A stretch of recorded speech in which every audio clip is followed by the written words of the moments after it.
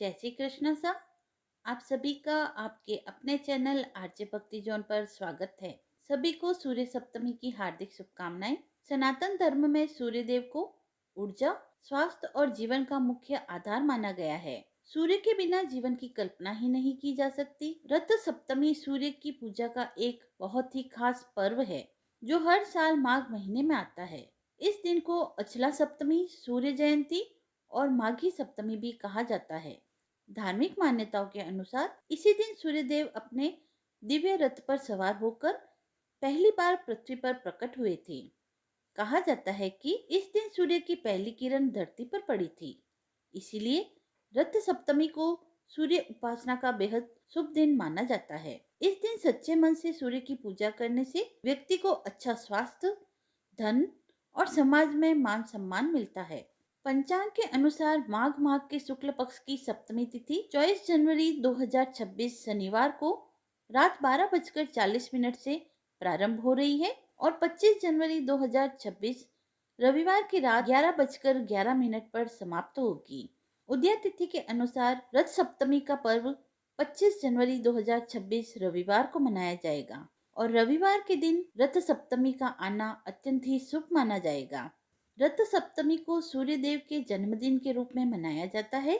इस दिन सूर्य उदय से पहले स्नान करना अत्यंत शुभ होता है। कई लोग इस दिन व्रत भी रखते हैं और सूर्य देव को अर्घ भी अर्पित करते हैं। स्नान, दान और पूजा करने से पुराने रोग दूर होते हैं व जीवन में सकारात्मकता आती है। यह पर्व हमें सूर्य देव के प्रति कृतज्ञता व्यक्त करने व स्वस्थ जीवन का आशीर्वाद प्राप्त करने का अवसर प्रदान करता है। आइए जानते हैं आखिर रथ सप्तमी की शुरुआत कैसे हुई। इसी से जुड़ी हुई एक दिलचस्प पौराणिक कथा क्या है। यह वह कथा है जो भगवान श्री कृष्ण के पुत्र शाम से संबंधित है, जिसके कारण ही यह सूर्य सप्तमी व्रत प्रारंभ हुआ। भविष्य पुराण में सूर्य सप्तमी के संदर्भ में यह कथा बतलाई गई है कि भगवान श्री कृष्ण के पुत्र सांब अपने पिता की तरह बेहद सुंदर थे और बलवान भी थे। सुंदर और बलवान होने के कारण वह बहुत अभिमानी थे। एक बार जब ऋषि दुर्वासा लंबे समय तक तप करने के बाद भगवान श्री कृष्ण से मिलने आए तो उस वक्त भगवान श्री कृष्ण के साथ सांब भी वहां मौजूद थे। लंबे समय तक तप करते रहने के कारण ऋषि दुर्वासा बहुत दुर्बल और कांतिहीन हो गए थे। अपनी सुंदरता पर अभिमान करने वाले सांब ऋषि के दुर्बल शरीर को देखकर हंसने लगे। इस तरह अपना अनादर देखकर ऋषि सांब पर बहुत गुस्सा हुए और उन्होंने गुस्से में सांब को कोढ़ का श्राप दे दिया। ऋषि के श्राप देने के बाद सांब को अपनी गलती का एहसास हुआ और वह ऋषि से बहुत क्षमा मांगता है, परंतु ऋषि दुर्वासा उससे क्षमा करने से इनकार कर देते हैं। ऋषि के जाने के बाद सांब अपने पिता श्री कृष्ण के पास जाकर श्राप से मुक्ति पाने का उपाय पूछते हैं, तो भगवान श्री कृष्ण उन्हें भगवान सूर्य की पूजा और उपासना की सलाह देते हैं। पिता की बात मानते हुए सांब भगवान सूर्य की पूजा उपासना आरंभ करते हैं और भगवान सूर्य को प्रसन्न करने के लिए अचला अर्थात सूर्य सप्तमी का व्रत भी रखना आरंभ कर देते हैं। भगवान सूर्य सांब की भक्ति व व्रत से प्रसन्न होकर उन्हें कुष्ठ रोग से मुक्ति का आशीर्वाद प्रदान करते हैं। इस तरह भगवान सूर्य की उपासना कर सांब को अपनी सुंदर काया पुनः प्राप्त हो जाती है। इस कथा से प्रेरित होकर ही लोग त्वचा रोग से मुक्ति पाने के लिए भगवान सूर्य की उपासना व सूर्य सप्तमी का व्रत करते हैं। सूर्य सप्तमी के संबंध में एक और कथा प्रचलित है। यह कथा भगवान श्री कृष्ण ने युधिष्ठिर को सुनाई थी। राजा युधिष्ठिर ने पूछा, भगवान, आपने सभी उत्तम फलों को देने वाले माघ स्नान का विधान बतलाया, परंतु जो प्रातः काल स्नान करने में समर्थ न हो तो वह क्या करे। स्त्रियां अति सुकुमारी होती है, वे कैसे माघ स्नान का कष्ट सहन कर सकती है। इसीलिए आप ऐसा कोई उपाय बतलाइए, थोड़े से परिश्रम से भी नारियों को रूप, सौभाग्य, संतान और अनंत पुण्य की प्राप्ति हो जाए। तब भगवान श्री कृष्ण बोले, महाराज, मैं अचला सप्तमी का अत्यंत गोपनीय विधान आपको बतलाता हूँ, जिसके करने से सब उत्तम फल प्राप्त हो जाते हैं। इस संबंध में आप एक कथा सुने। प्राचीन काल में इंदुमती नाम की एक वेश्या हुई। एक दिन वह वैश्या प्रातःकाल बैठी बैठी संसार की नश्वरता पर इस प्रकार चिंतन करने लगी। अहो, यह विषय रूपी संसार सागर कैसा भयंकर है, जिसमें डूबते हुए जीव जन्म मृत्यु जरा आदि से तथा जीव जंतु से पीड़ित होते हुए भी किसी प्रकार पार उतर नहीं पाते। ब्रह्मा जी के द्वारा निर्मित यह प्राणी समुदाय अपने किए हुए कर्म रूपी ईंधन से एवं काल रूपी अग्नि से दग्ध कर दिया जाता है। प्राणियों के जो धर्म अर्थ काम से रहित दिन व्यतीत होते हैं, फिर वे वापस कहाँ आते हैं? जिस दिन स्नान दान तप होम स्वाध्याय पितृतर्पण आदि सत्कर्म नहीं किया जाता, वह दिन व्यर्थ है। पुत्र स्त्री घर क्षेत्र तथा धन आदि की चिंता में सारी आयु बीत जाती है और मृत्यु आकर धड़ दबोच लेती है। इस प्रकार कुछ सोचती विचारती हुई वह इंदुमती वैश्या ऋषि वशिष्ठ के आश्रम में पहुंची और उन्हें प्रणाम कर हाथ जोड़कर कहने लगी, महाराज, मैंने ना तो कभी कोई दान दिया, ना जप तप किया, ना व्रत उपवास आदि सत्कर्म का अनुष्ठान किया, न शिव न विष्णु आदि किन्हीं देवताओं की आराधना की। अब मैं इस भयंकर संसार से भयभीत होकर आपकी शरण में आई हूँ। आप मुझे कोई ऐसा व्रत बतलाइए जिससे मेरा उद्धार हो जाए। वशिष्ठ जी बोले, वरानने, तुम माघ मास के शुक्ल पक्ष की सप्तमी को स्नान करो, जिससे रूप सौभाग्य और सद्गति सभी फल प्राप्त होते हैं। षष्ठी के दिन एक बार भोजन कर सप्तमी को प्रातःकाल ही नदी तट या जलाशय पर जाकर दीपदान और स्नान करो। बाद में यथाशक्ति दान भी करो, इससे तुम्हारा कल्याण होगा। वशिष्ठ जी का ऐसा वचन सुनकर इंदुमती अपने घर वापस लौट आई और उनके द्वारा बताई गई विधि के अनुसार उसने स्नान ध्यान आदि कर्मों को संपन्न किया। सप्तमी के स्नान के प्रभाव से बहुत दिनों तक सांसारिक सुखों को भोगने के पश्चात वह देह त्याग के पश्चात देवराज इंद्र की सभी अप्सराओं में प्रधान नायिका के पद पर अधिष्ठात्री हुई।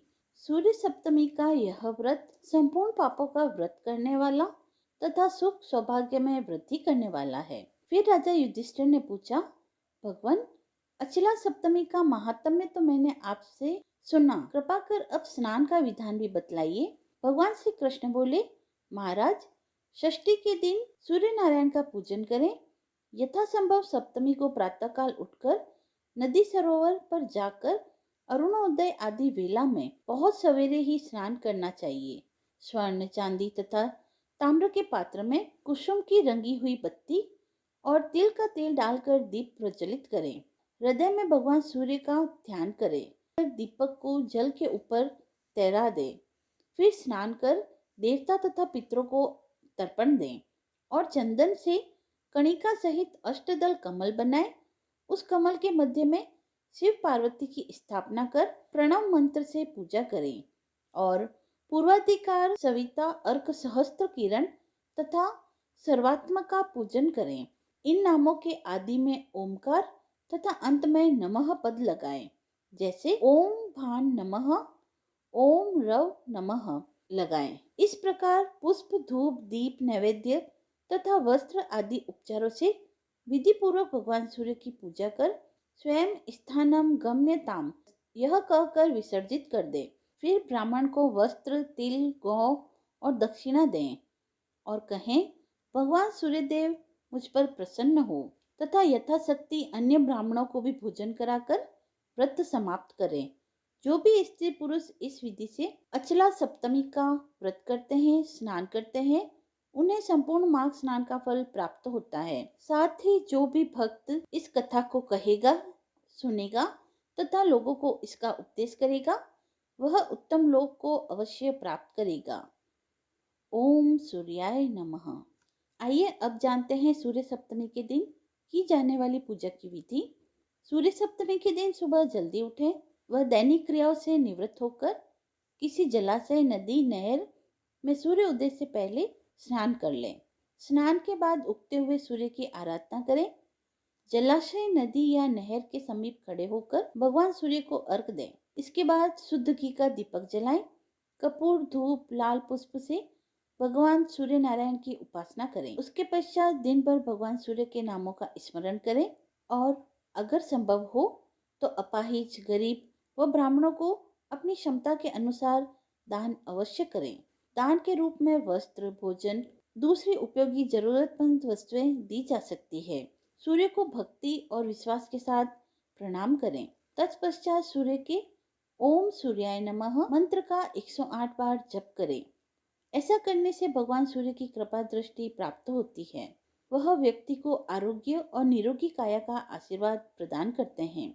पूजा के पश्चात कथा भी अवश्य सुननी चाहिए। तो आइए सुनते हैं कथा। एक साहूकार था, उसके कोई संतान नहीं थी। एक दिन सवेरे वह बाहर गया, देखा एक किसान खेत में दाना डालने जा रहा है। साहूकार के मिलते ही वह वापस लौट गया और बोलता गया, आज तो शगुन अच्छे नहीं हुए। किसान की यह बात साहूकार ने सुन ली। ऐसा सुनकर वह उदास हो गया, वो उसका मुंह उतर गया। वह उदास मन से घर गया तो उसकी पत्नी ने उसकी उदासी का कारण पूछा। साहूकार ने सारी बातें बतला दी। तो पत्नी बोली, आज चिड़िया भी आई थी। बोली, मैं तो यहाँ अपने बच्चे नहीं दूंगी, इसके बच्चे ही नहीं है तो यहाँ दाना क्या मिलेगा। यह कहकर वह उड़ गई। साहूकार को बहुत क्रोध आया। उसी दिन से उसने भगवान सूर्य नारायण की आराधना करना प्रारंभ कर दिया। 12 वर्ष बीत गए परंतु उसे कोई परिणाम नहीं मिला। तो एक दिन राणा देजी ने सूर्य भगवान से कहा, यह इतने मन से आपकी भक्ति करता है, इसकी पुकार सुन लीजिए। भगवान सूर्यदेव ने राणा जी की बात मानते हुए साहूकार को दर्शन दिए और कहा, तेरे भाग्य में संतान नहीं है, पर मेरे आशीर्वाद से तुझे एक कन्या होगी। 9वें महीने में साहूकार के घर एक कन्या ने जन्म लिया। कन्या जब भी हंसती तो उसके मुंह से हीरे मोती गिरते। कन्या की मालिश करने वाली आती थी, वह उसकी मालिश करती और हीरे मोती ले जाती। 1 माह तक वह मालिश करती रही, पर 1 माह के बाद मालिश वाले का आना बंद कर दिया गया, क्योंकि उसकी माता को हीरे मोती मिलने लगे। उसके घर में बहुत धन दौलत हो गई। उसके पिता ने सोचा, लड़की बड़ी हो गई है, अब इसकी शादी कर देते हैं। उसकी माँ ने कहा, मेरे उठते ही इसका मुंह देखने का नियम है, क्यों ना हम घर जमाई ही रख लेते हैं। एक गरीब लड़का ढूंढा गया और उससे उस लड़की की शादी कर दी गई। शादी के बाद रोज सुबह उसकी माँ उसको उठाने आती तो लड़के को बहुत बुरा लगता, परंतु लड़की ने प्यार से समझाया कि मेरी माँ के मेरा मुंह देखने का नियम है। एक दिन जवाई ने लड़की को उठा दिया और देखा हीरे मोती उसके मुंह से गिर रहे हैं। उसने वह सारे उठा लिए। लड़की की माँ आई तो समझ गई कि जवाई को पता चल गया है और उस माँ के मन में लालच आ गया। उसने अपने जवाई को मारने के लिए एक आदमी को भेजा। आदमी ने जवाई को मार डाला और उसका सिर सास ससुर को लाकर दे दिया। यह देखकर राणा दे और सूर्य भगवान को बहुत क्रोध आया और उन्होंने सोचा कि मेरी दी हुई लड़की के पति को इन्होंने मार डाला है, मुझे इसकी रक्षा करनी चाहिए। सूर्य भगवान ब्राह्मण का रूप धारण कर उसके घर आए और भिक्षा में जवाई का सिर ले गए। सूर्य भगवान ने उसके सिर को अंग से जोड़कर अमृत का छींटा दिया और उस लड़की का पति जीवित हो गया। उस दिन उस लड़की के सूर्य सप्तमी का व्रत था। वह पूजा कर, कहानी सुन, भोजन करने के लिए पति का इंतजार कर रही थी। उसका पति आया तो उसने पूछा, आपको पता नहीं है क्या, दिन अस्त होने पर है, अभी खाना नहीं खा सकी तो अगले दिन खाना पड़ेगा। उसके पति ने उसको सारी बात बतला दी। बेटी बोली, अब हम यहाँ नहीं रहेंगे। सास ने बहुत समझाने की कोशिश की और उसे बहुत पश्चाताप भी हुआ, पर बेटी अपने पति के साथ ससुराल में सुख पूर्वक रहने लगी। उसके घर में सुख समृद्धि हो गई। उसने अपने परिवार, पुत्र पौत्र के साथ जीवन यापन कर अंत में सूर्यलोक में स्थान प्राप्त किया। सूर्यदेव, जैसे आपने बेटी पर कृपा की, वैसे ही आपकी कथा कहने वाले, सुनने वाले व हुक्कारा भरने वाले सभी पर आपकी कृपा दृष्टि बनाए रखना, सबकी मनोकामना पूर्ण करना। बोलिए सूर्य नारायण भगवान की जय। यदि आपको यह कथा पसंद आई हो तो आप वीडियो को लाइक करें, चैनल को सब्सक्राइब करें, कमेंट बॉक्स में जय सूर्यदेव लिखकर अपनी भक्ति को व्यक्त करें और ऐसी ही धार्मिक कथाओं व व्रत महात्म्य को सुनने के लिए जुड़े रहें आरजे भक्ति जोन के साथ। धन्यवाद।